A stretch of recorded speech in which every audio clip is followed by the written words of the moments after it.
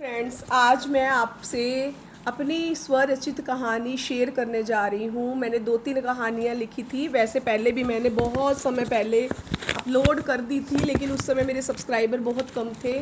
अब मैं फिर से मुझे मिली हैं अपने पेजेस लिखे हुए, बहुत सारे आर्टिकल्स हैं, प्रेम पर हैं, विवाह पर हैं, बाल विवाह पर है। ये कहानी ना बाल विवाह पर आधारित है। मेरी फ्रेंड थी और उसके जीवन में जो जो घटित हुआ, मेरे साथ उसके संबंध कैसे रहे, कैसे बिगड़े, कैसे मेरी सोच उसके प्रति नकारात्मक हुई, कैसे उसकी सोच उसके प्रति मेरी सोच पॉजिटिव हुई, वो मैं आप सबसे आज शेयर करने वाली हूँ। तो 2-3 वीडियोज़ में मैं इस कहानी को पूरा कर पाऊँगी, क्योंकि बहुत लंबा वीडियो भी कोई नहीं देखता। तो कोशिश करती हूँ छोटी छोटी वीडियोज़ में मैं इसे कहानी को पूरा करूँ और आपसे शेयर करूँ। इस कहानी का शीर्षक है फूला। उसका पूरा नाम था फूलवंती। उस समय मैं 7वीं-8वीं कक्षा की छात्रा रही होंगी। उस समय मैं 7वीं-8वीं कक्षा की छात्रा रही होंगी। राजस्थान के एक कस्बे में मध्यम वर्गीय परिवार की लड़की थी मैं। जिस विद्यालय में पढ़ती थी वह मेरे घर से 1 किलोमीटर दूरी पर था। विद्यालय में मेरी कुछ सहेलियां भी थी। एक लड़की थी फूला। फूला मध्यम वर्गीय मारवाड़ी परिवार की लड़की थी। उसके कंधों तक बाल सीधे स्ट्रेट थे और घने काले भी। आंखें गोल थी। छोटा कद, ना ही वो मोटी थी ना ही वो पतली थी, वह गोल मटोल शरीर की थी। फूला मुझसे शायद एक कक्षा पीछे रही होगी। मैं उससे सीनियर थी और वो मुझसे एक कक्षा आगे थी। प्रधानाध्यापक जी ने अंग्रेजी और गणित के लिए अतिरिक्त कक्षाओं का आयोजन किया एवं इच्छुक विद्यार्थियों को हॉस्टल आने की अनुमति दी। शाम के टाइम फ्री समय जब होता है ना, हम जब घर जाके रेस्ट कर लेते थे खाना खाने के बाद, हमें एक्स्ट्रा क्लासेस के लिए सर ने हॉस्टल में आने की परमिशन दी थी। जिसको टेंस वगैरह सीखने हो, मैथ्स का पढ़ना हो या इंग्लिश करवाना हो, तो ऐसे विद्यार्थियों को हॉस्टल में आने की अनुमति दी थी। मैं भी अंग्रेजी पढ़ने हॉस्टल में जाने को तैयार हुई। एक दिन की बात है कि मैं वहाँ हॉस्टल में गई। शाम अपना सुनहरा रंग फैला रही थी। मैं भी बच्चों के बीच में बैठ गई। फूला ने एक लड़के को हंस कर देखा एवं एक कागज लिखकर उसकी तरफ फेंका। और ये सच्ची घटना है। मैं आंखों से देख रही थी अपनी उस फ्रेंड की उस हरकत को, और मैंने उसे नोटिस किया। उसकी तरफ फेंका। मेरी नज़र उसी पर थी। उस समय मैं प्यार को बिल्कुल नहीं समझती थी, क्योंकि मैं शायद उस समय 6th-7th की स्टूडेंट थी। प्यार को मैं नहीं समझती थी, लेकिन कुछ तो था जो मैंने फूला को देखकर महसूस कर लिया था। कुछ तो ऐसा था जो फूला को देखकर मैंने महसूस कर लिया था। शायद मानव मन की परतों में छिपा संवेदनात्मक आभास मैं उस समय महसूस कर रही थी। वह लड़का नरेंद्र था, जो गांव से वहाँ पे पढ़ने के लिए हॉस्टल में रहता था। वो हॉस्टलर था और लड़की का घर वहीं पास में था। हॉस्टल स्कूल के बिल्कुल बगल में था और लड़की का घर भी वहीं पे पास में था। वह चेहरे से लड़का खूबसूरत था। गोरा रंग, लंबा कद, बीच में चीर निकाल कर बाल बनाए, बड़ा ही हैंडसम था। बहुत स्मार्ट लड़का था। एक लड़की का ख्वाब जैसा व्यक्तित्व चाहता था वैसा ही था वह। उसका एक छोटा भाई था सुरेंद्र। वह थोड़ा सांवला था और निरंतर जितना वह खूबसूरत नहीं था। दोनों भाई हॉस्टलर थे। अध्यापक जी ने अंग्रेजी पढ़ाया।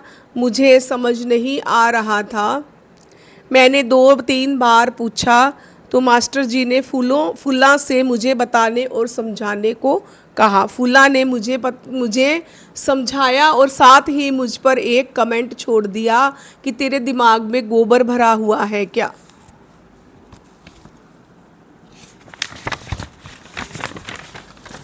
मैं स्वाभिमान को किसी भी समझौते के भेंट नहीं कर सकती। स्वभाववश मुझे बहुत बुरा लगा। मन की अंतिम परत तक जैसे मेरे जख्म हो गया। अगले दिन मैं शाम को हॉस्टल गई तो नरेंद्र एवं फूला ने मुझे प्रवेश द्वार से हट जाने को कहा और एक दूसरे को चंचलता भरी नज़रों से देखा। दरवाज़ा बंद कर दिया। मैं अंदर गई या नहीं वो ठीक से मुझे याद नहीं, लेकिन हाँ, इस बात की शिकायत मैंने किसी से नहीं की, जैसे मैं अक्सर करती हूँ जब मेरे साथ कुछ भी बुरा होता है, कोई बुरा बर्ताव करता है, बुरा कुछ भी बोल देता है, कोई मेरे साथ कुछ बुरा करता है ना, तो मैं जल्दी से वो बात किसी से शेयर नहीं करती। उस दर्द को मैं अंदर तक पी जाती हूँ अपने आप, और हॉस्टल जाना मैंने छोड़ दिया। एक दिन हॉस्टल के कुछ विद्यार्थी वीसीआर, पहले वीसीआर वीडियो गेम चला करते थे, वीसीआर लेने एवं फिल्म देखने के लिए मेरे भाई को लेने आए। छुट्टी का दिन था। मैं भी हॉस्टल में फ़िल्म देखने की इच्छा से जा पहुंची। वहां भी फिल्म चलाने एवं बदलने में फूला और नरेंद्र की नेतागिरी चल रही थी। मेरा मन देख कर ना उचाट हो गया। इसके बाद तो मैंने कभी हॉस्टल ना जाने का जैसे प्रण ही कर लिया था। फूला एवं नरेंद्र का वह व्यवहार मेरे कोमल हृदय एवं स्वाभिमान को आहत कर गया। मैंने अतिरिक्त कक्षाएं छोड़ दी थी। दूसरे रिश्तेदारी एवं जान पहचान के कुछ लोग वो थे, मेरे जो रिश्तेदार थे उनके 4 बच्चे थे। वे अक्सर हमारे घर आया करते थे।